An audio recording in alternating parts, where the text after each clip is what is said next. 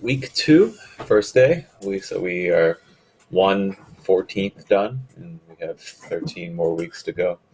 Hopefully, feel like you've learned something in the past week, and you've worked hard. Um, the creepy part about that camera in the back of the room is that I can see what time people leave. So I know people have been staying until like 8, 9 p.m.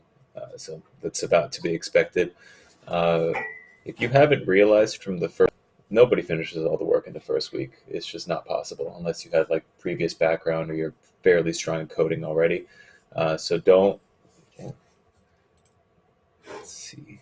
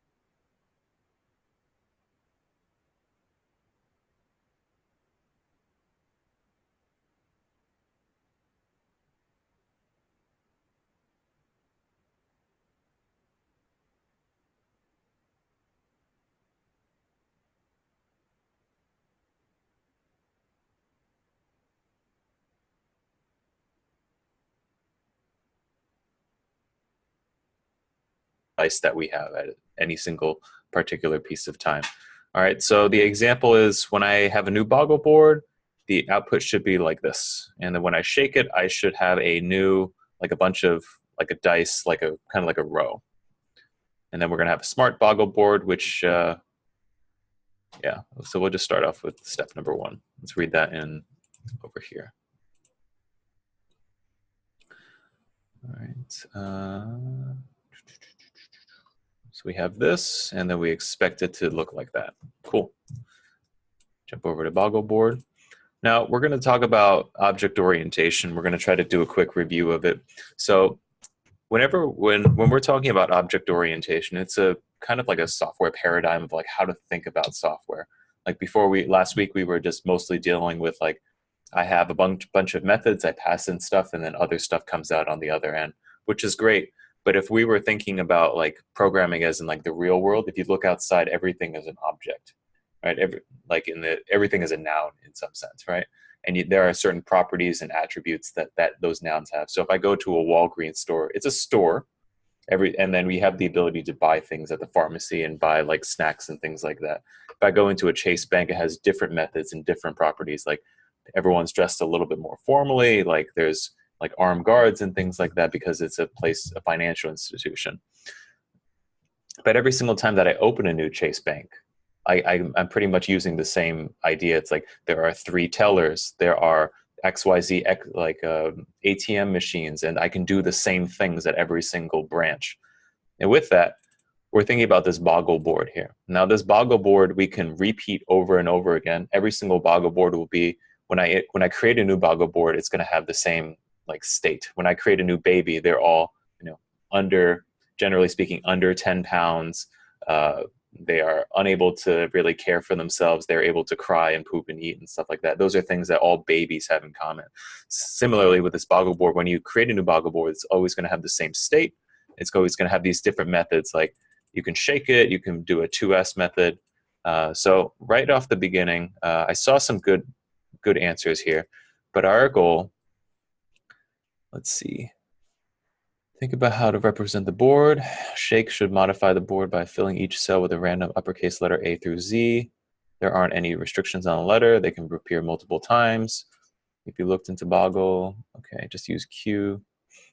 So when I create a new Boggle board, I expect this to happen, okay?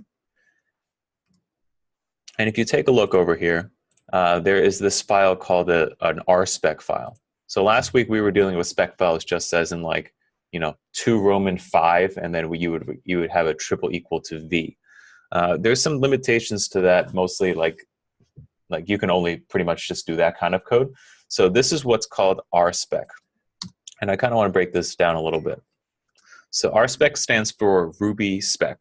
And what that means is it's just a testing framework for Ruby. So again, first line here, require relative boggle board. This is saying I need code that's found inside of boggle board in order to run this code here on the right side. So I'm going to require relative to where I am. There's a file called boggle board, and I need all of that code inside of here. This first line simply brings all the code inside of this file into this one. Now there's some small little syntactical things that like R-Spec is R-Spec specific. So this is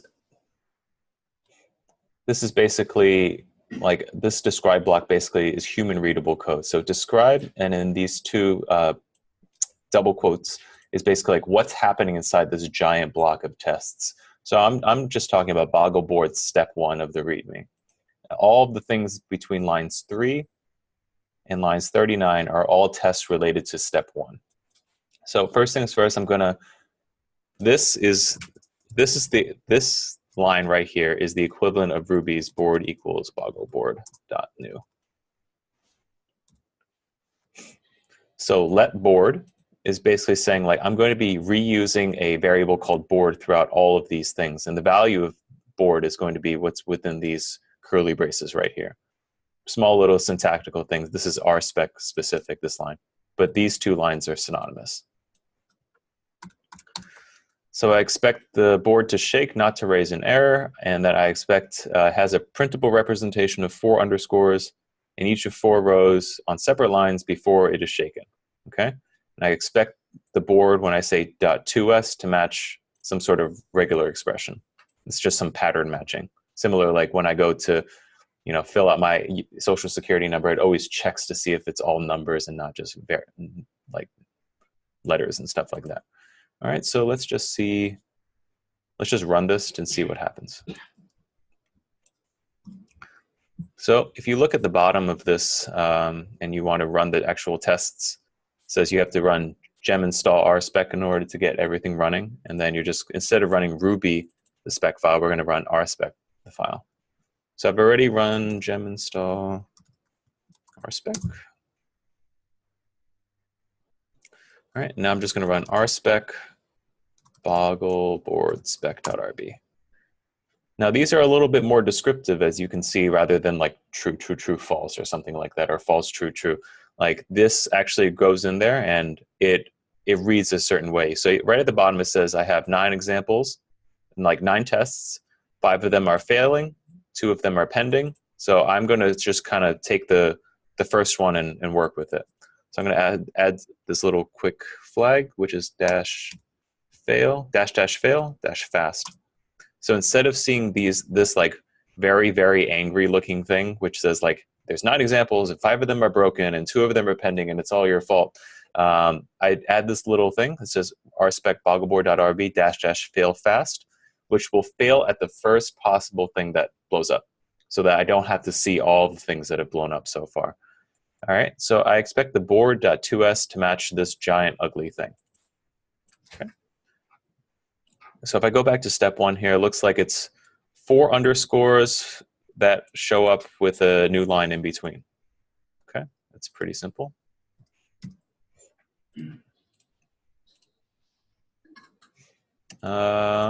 So I'm going to create a new board. I don't need anything to create this new board, because it's like, if you think about a boggle board, everything should be there for you. You don't need to provide anything. You just shake it and then let it sit. So maybe I'll have a board array. And I'll have that equal to an underscore times 16. Maybe? We'll find out. Let's see what a board times underscore 16 is.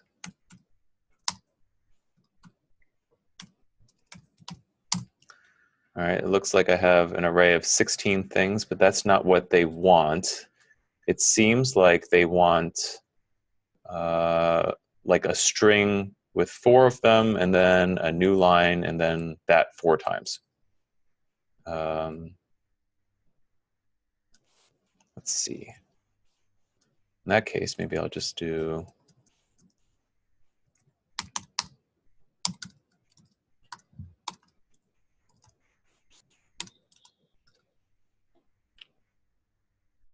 let's see if this does anything. So we'll run the tests. Oops. All right.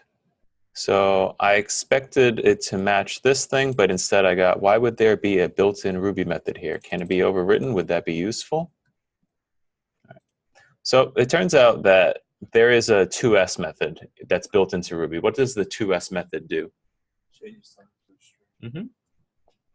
Yep, so the 2s method basically changes something to a string. So if I jump over here, I just go to IRB, and I have like the 1, 2, 3 as a number, and a is going to equal 1, 2, 3, and I did a.2s. It changes that, the 2s method basically changes whatever it starts with into a string. That's something that's built into Ruby. And inside of each class, you can actually overwrite those built-in methods. So there's like a 2a method, which turns everything into an array. Inside of here, there's a 2s method inside the boggle board, which I can actually overwrite the 2s method. Let's get rid of this. So if I did, let's do puts board array. Let's just see what happens when I do boggleboard.new. I'll do b equals boggleboard, and then b.2s. Let's see what happens. So I'll run Ruby just the boggleboard.rb, and I have a new line, four underscores, new line, four underscores, new line. Hopefully this will please the R-Spec gods. And I have something that's different. Expect board.2s to match this thing. I don't think I want this puts. I think I could just do board array. Let's see. Expected this to match. All right, this means new line, four underscores, new line, and then four of those.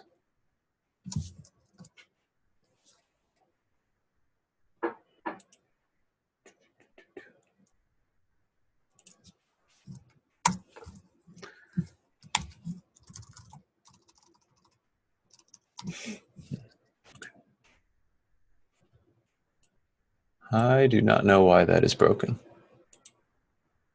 Is this where people got stuck and very angry? Yes. Okay. Is it possible that we can do the string literal just for the four underscores and then new line it? The string literal with the four underscores instead of. So I have four. I'm not sure what you mean by can we do string literals. I have four underscores here. Like yeah, just put that within the quotes and then put the new line after that. Is that syntax correct? Or? You mean like that? Yeah. I don't believe it makes a difference, but we can find out. So I don't believe that to be the case. Let me grab this whole thing. We'll talk more about regular expressions on Wednesday. Let's go to rubyler.com. And again, we'll go over this on Wednesday a little bit more.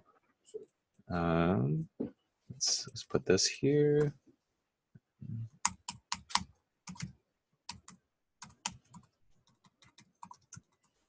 Okay.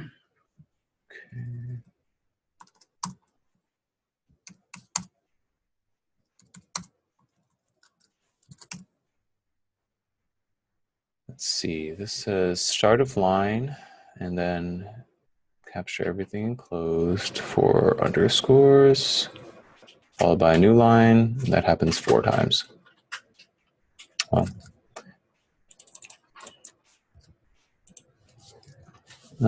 let's not worry about that for now. Let's just, in that case, let us work exactly on what this is supposed to look like. So I expect when I initialize the board, the output should look a little something like this. Let's do.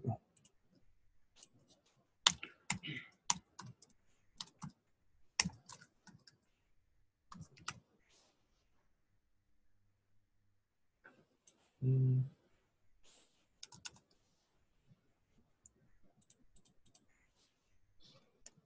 then when I first start here, I want to shake the dice. So when I shake the dice, I have just a random set of like different letters that kind of go inside of here. So as of right now, I have a new board which has just like nothing inside of it. So let's run that Ruby. Let's put a P in the front.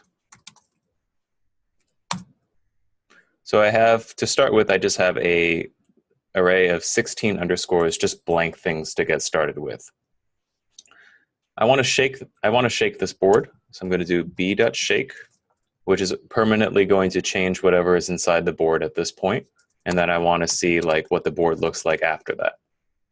So what I'm going to do here is I'm going to do a loop. I'm going to loop through each one of these things. I'm just going to choose a capital letter at random. So pretty simple. I'm just going to do @boardArray. Each do space. And then I'm going to choose just like space is now going to equal a random letter. So I'm going to do a little trick, z.2a.sample. And that should do it. Let's take a look at what this does. So this is a little bit of a shortcut. So if I do a to z.2a, it actually will, it says, okay, I need a range between the letter A and the letter Z, and I'm going to just grab a I'm going to turn it into an array. So it's actually going to give me all the letters A through Z in an array, and I'm going to just grab a random one. I'm going to replace it. So if all goes well, I can just run Ruby Boggleboard, and it is still no good. Not sure why that happened. Any ideas? I thought I was replacing something here. You have to return the board. Each do, you mean like return at board array? Yeah. Perhaps. Let's find out. Nope, it's not looking too hot.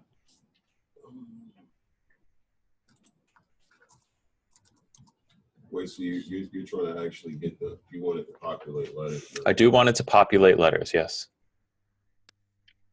You need to somehow make it stick. So right now, I don't think that the board is actually changing at all. And I'm not sure if you were to do map exclamation point instead of each, maybe that would do it. Okay, so yeah, I agree with that. So basically what's happening here is I believe I am actually changing things, but it's going back to the original because it's not destructively changing it. So the each loop actually won't change things. So it'll just go through and do a bunch of stuff, but it won't change the original. So you said you wanted me to do a map with a bang like this. You could try it. Try it. No, that's actually the answer. So let's go back and we'll run this. Maybe we'll see something different. All right, so the first time through, everything is blank.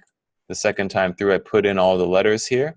And the only difference of what I've changed before is just instead of dot each, I changed it to dot map. Each and map do very similar things, but map has this destructive method on it, this bang right here, which will basically overwrite the original. If I were to shake the board again, you can kind of see I'm changing it every single time. I can try it. Let's try it. So each actually doesn't have a destructive method on it, so it'll start blowing up, which just says undefined method each with a bang. Like that, unfortunately, it doesn't exist. I agree with you. They should probably have that, but that's just how it works. You can create it and submit it, and maybe it'll get put in. So go ahead. I did mine differently. Instead of map or each, I did times. Okay. And then I did the at board array with the index of space equals to same right side, same alphabet sample. Okay. And that worked for me. Yeah. There's multiple ways of solving it. So Raymond says, actually, I do have your solution. Let's take a look at it. Times 15.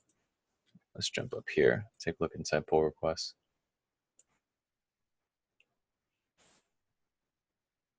So you said 16 times do I, board I. Okay, this one works pretty well. Alphabet is equal to a.upcase to z.upcase to a. Yeah, this is just another way of doing it. So basically, Raymond's solution is I'm going to get a random letter on there. So I'm going to do this 16 times to fill out the board. I'm going to say the 0th time, the board at the space 0 is going to be like what letter it is, and some number between 0 and 25, because there are 26 letters, but since the count starts counting at 0, it's going to end at 25.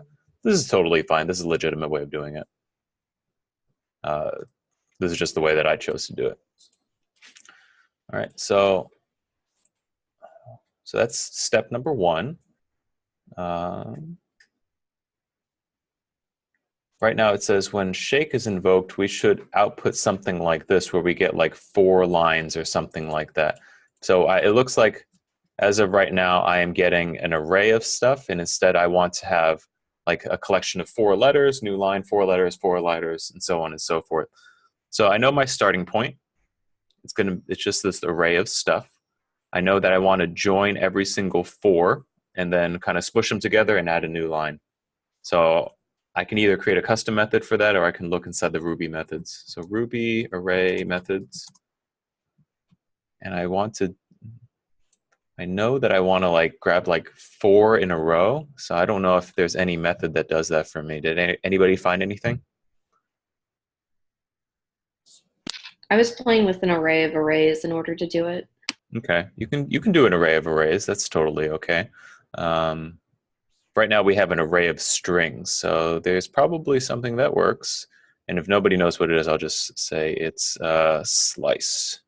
Where are you at?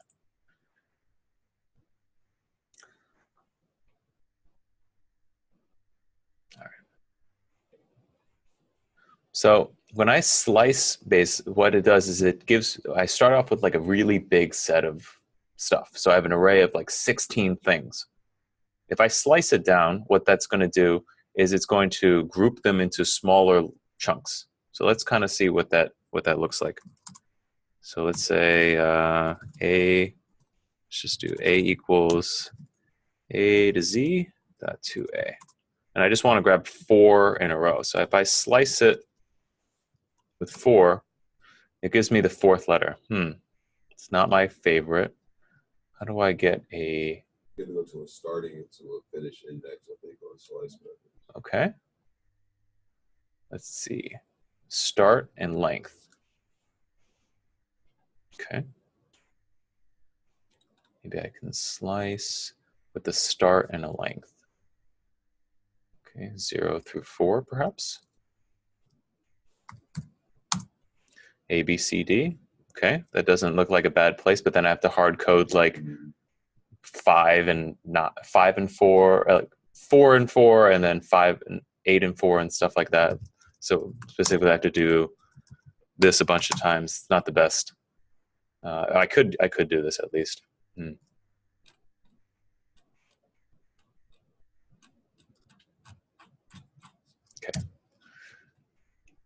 Let's take a look. Maybe combination?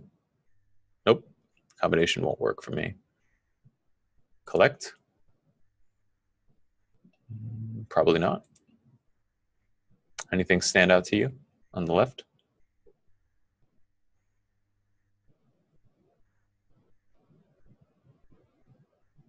The opposite of flatten. So flatten, what does flatten do? Flatten takes an array of arrays and makes it an array. Okay, so you're saying the opposite of flatten. I have one array, I need to create 4 of them. Okay.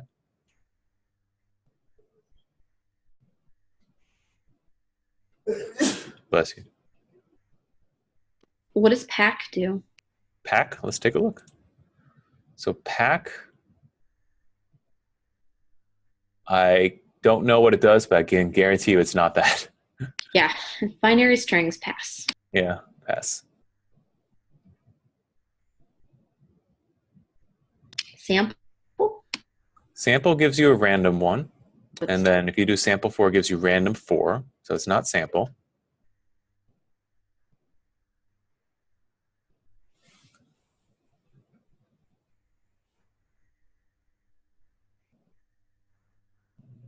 Take, perhaps? Nope. Take kind of works, perhaps. Takes the first n elements from the new array.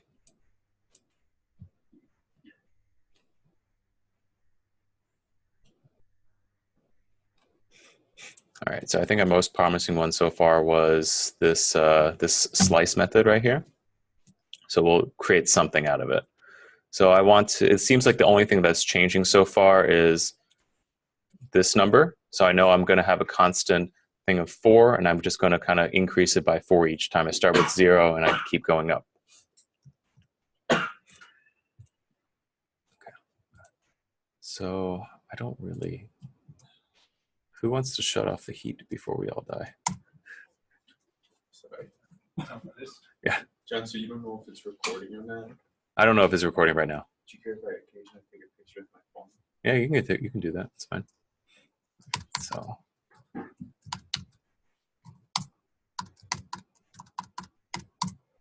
Okay, so I have a board array. As of right now, it's just 16 letters, and I want to split it into smaller arrays. Actually, I'm just going to Google this real quick. Split arrays into smaller arrays. Ruby. How to chunk an Ooh, array. I got it. Oh, you got it? What is it? If we use slice with a bang symbol at the end, it'll actually like remove the rest of them, and you only need to print it once. So if you do slice bang and then 0, 4, and then if you do it again, you're getting the next set. Okay. It's not bad. This is a pretty good solution. Let's take a look at each slice. Okay, looks like there's an each slice method.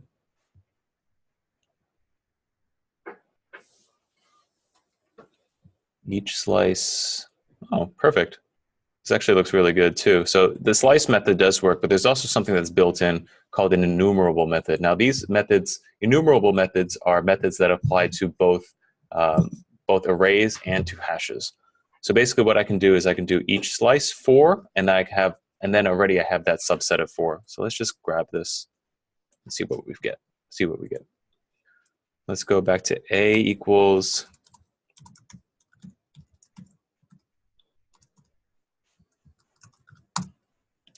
all right, and I'm going to do A dot each slice 3 with, I'll just change this to B, and then I'm going to print B out. So I have A, B, C, D, E, F. Okay, I don't want 3, I want 4.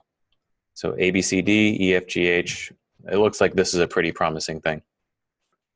Grab this here. Did you purposely put single quotes then double quotes on the first? No, it was this. You mean this thing right here? Yeah. No, it was just a mistake. I realized I had hit a double quote, so I just decided to do a double quote to close it out. There's nothing big on that one.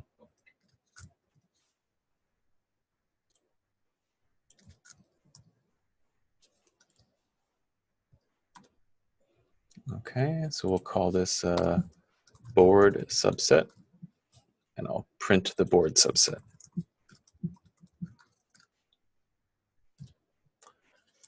Let's see what we get. Okay, so we get something. It starts off with like an array of arrays of just 4 things. Now I want to smash them all together. So what's the, if I have an array of objects, how do I just kind of join them all together? Dot join.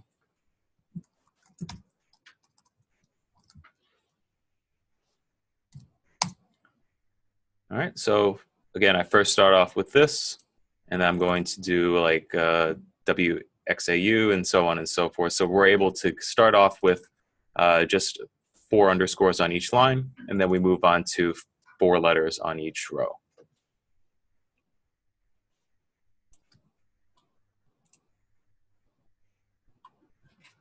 So we've solved this. I don't like these quotes. These quotes are starting to bother me. Let's get rid of these.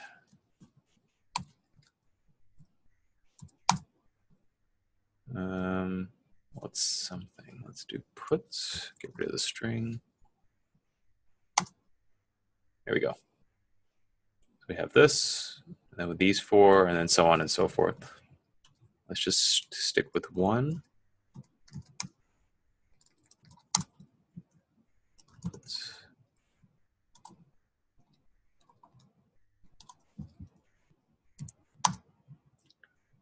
Okay, so we have that. Let's look at this next step. So when I shake it again, so right now we are implementing our board without modeling dice. So we should implement that to try to get closer to a real boggle board. Again, when we're talking about object orientation, we're thinking about something that can be reusable. So up to this point, we have a class boggle board. And you can kind of think of this like as if you were to do Monopoly or something like that. Every single Monopoly game is initialized with the same thing. Like they all have the same parts. You can move in a certain way. Like or Candyland is the same starting point, and you can take certain actions. When you talk about a boggle board, let me grab that picture again. When I first start off, it's just I have nothing because I haven't shaken the dice yet, and then I shake it, and then I look at it again. That's that 2S method I'm looking at it. That's all I'm doing right now. I have an empty board to start with, a bunch of dice on there, and I'm going to shake it and then move on from there. So, like, once you shake it, what do you do? Like try to match the words together? Yeah, that's boggle number 2. Right now, we're just dealing with boggle number 1, which is like we have the boggle board. We're going to shake it, and then we have like a bunch of dice that show up on the page. All we've done so far is literally just choose a random letter and then paste it out to here, but we haven't dealt with the idea of dice yet. Okay. So when You go. put like a cover over the board. You put a cover over the board and then you shake. Should we just watch a video real quick? Is that something that'd be helpful? No, I can see what you're talking Okay. about. So when I first start off, the board array is going to be nothing, and then I should have 16 different dice. That's what it's saying right over here. All these dice right now, like except for Q representing QU, look a little something like this. Okay, that's pretty simple. So let me grab this, and I want to put my dice somewhere inside of here. Where do you think that would make sense? In the initialize. Why would you put the dice in the initialize? Because you'll be using that variable, instance variable throughout the rest of your methods. Yeah, pretty much. So because I know I'm going to be reusing board array and dice over and over again, like every single time that I create a Boggle board, in order to run Boggle board, I need a board and a board array and some dice to move it. So I'm just going to do this thing. Oh, man, I don't like the way that this looks. This is kind of annoying. Tell you what, there's a little bit of a trick here. I basically want it to look like a bunch of strings put together, like kind of like this, but this kind of sucks to keep going and try to change it. This is annoying, isn't it? Like going back and forth. I don't really like doing that. Turns out there's a small little Ruby thing that can help you, %W, and then just dump it all in. Let me...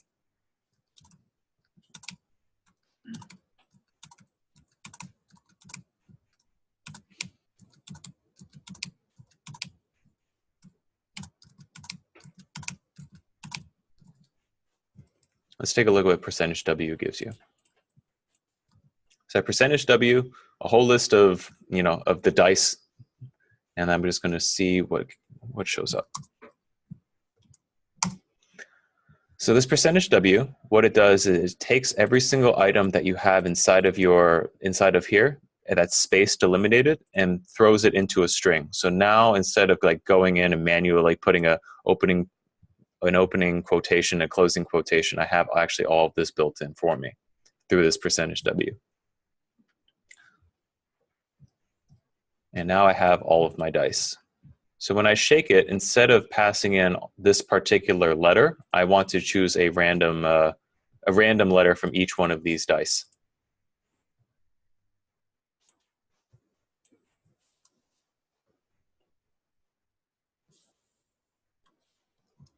Any ideas on how to do that?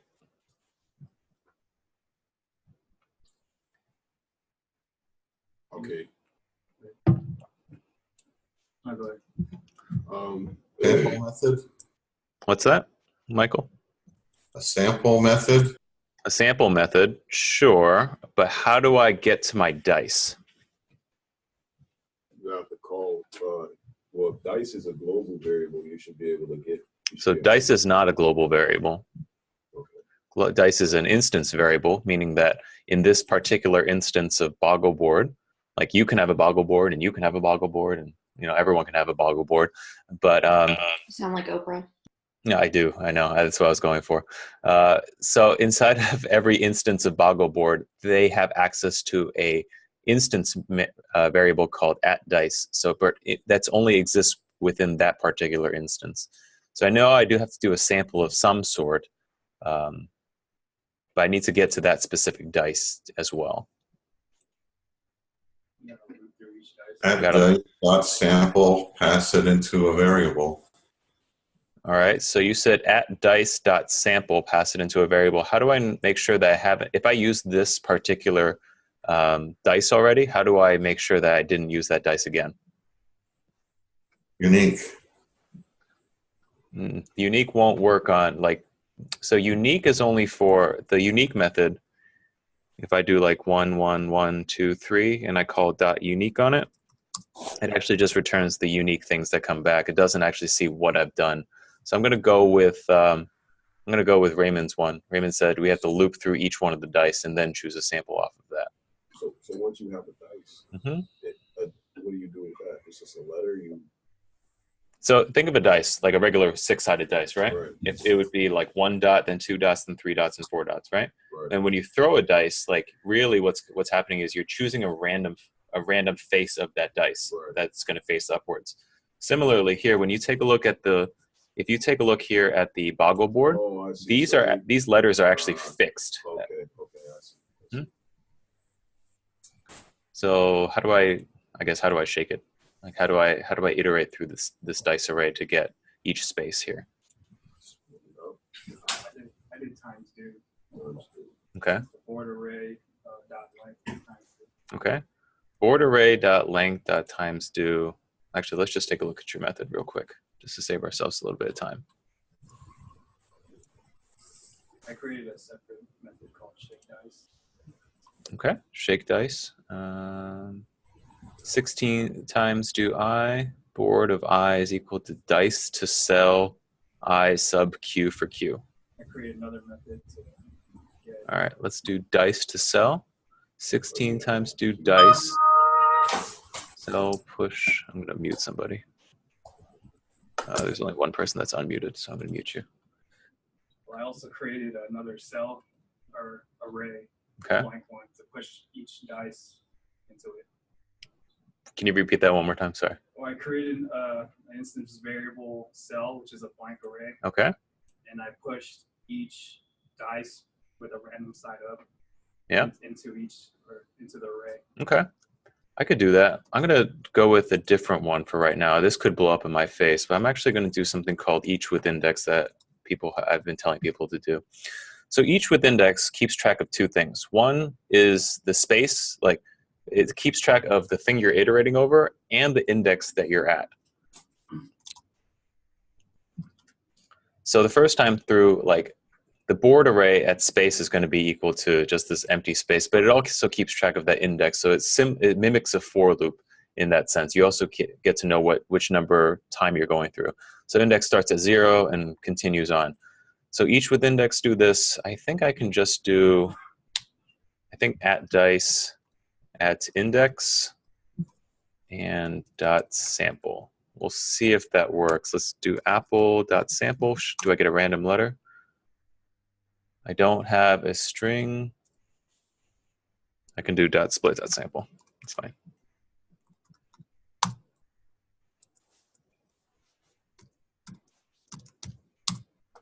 Okay.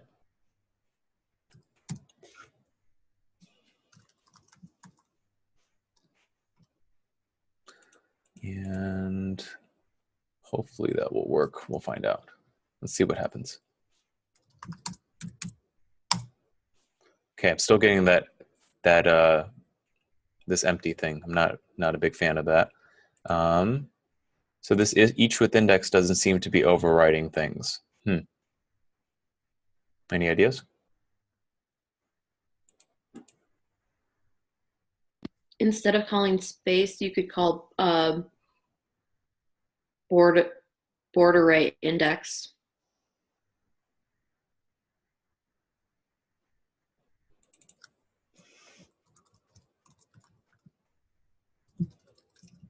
Kind of like that?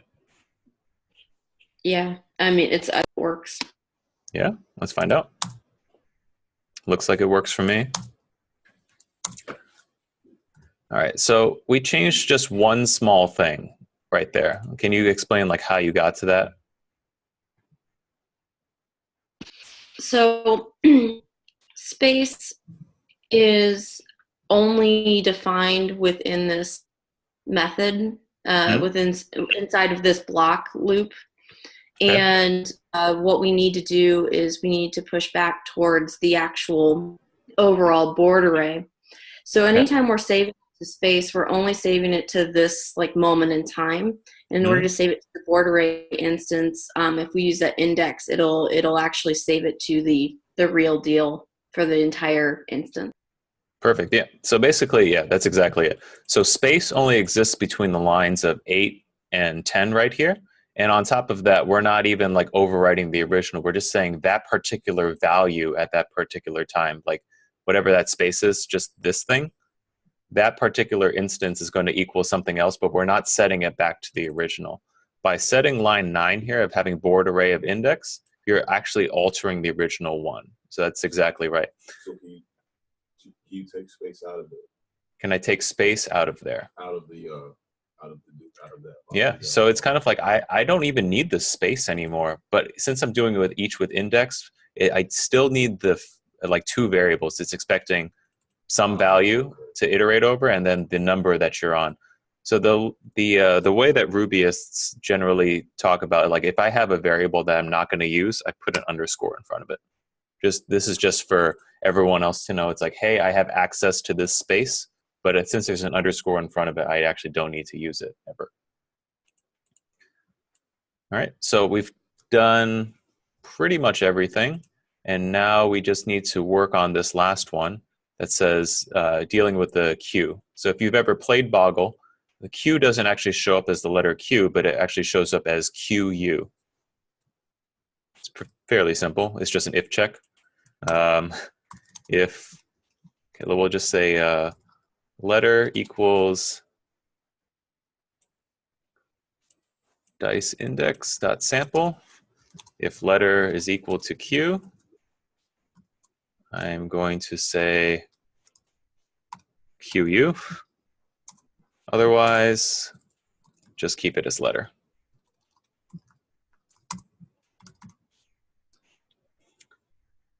Let's see if I see a bunch of QUs.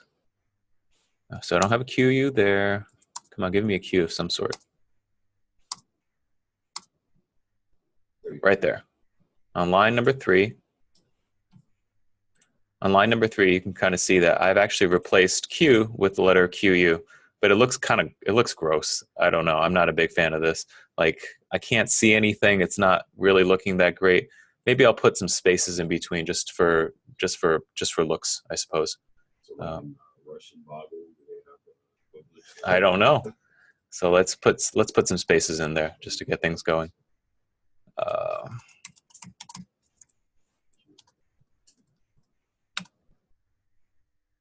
think that'll do it.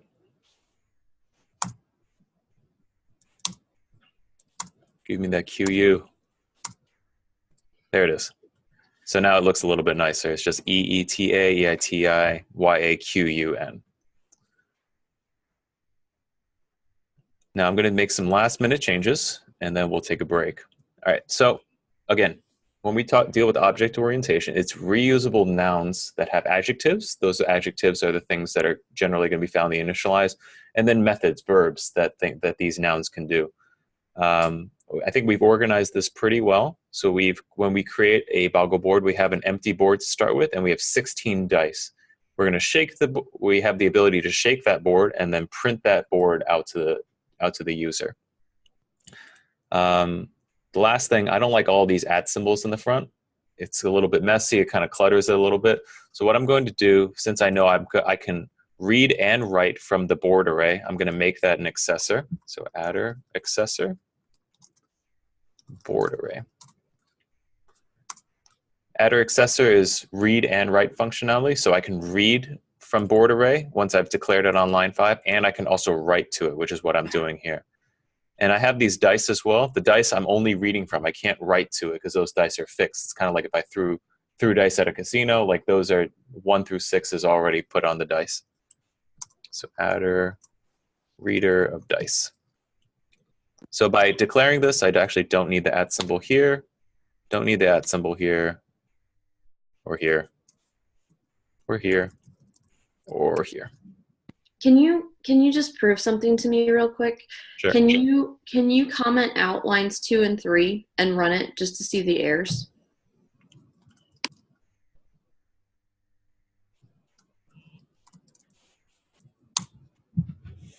Undefined method or local variable or method board array for Boggle, line 22. So if I jump to 22 here, the first thing I did, I created a new Boggle board, and it said boggleboard.2s. The moment it hits the 2s, it looks inside of here, and it says board array. Okay, board array doesn't exist, so because I don't have it in the adder accessor or the adder readers. Okay. I don't know why I was thinking those were for external and not inside of the class, but thank you. Yeah, these lines 2 and 3 refer internally. So I run this again. It looks exactly the same, but I've cut down a little bit of that clutter. All right, let's take unless there's any questions, let's take a break here. Any questions from remote or everyone else here? All right, let's take a break. We'll be back in 10 minutes. Let's actually just do 10-10. So 13 minutes. Hey, sorry, are you gonna put this up somewhere? Am I gonna? Yeah, I'll just put it inside of. Actually, let me put it inside of the. Yeah, let me put it up in the Echo Platoon thing as a pull request. Thank you. Status, git add Boggle board, just the first one. Git commit, added John's solution, and then push to John's branch.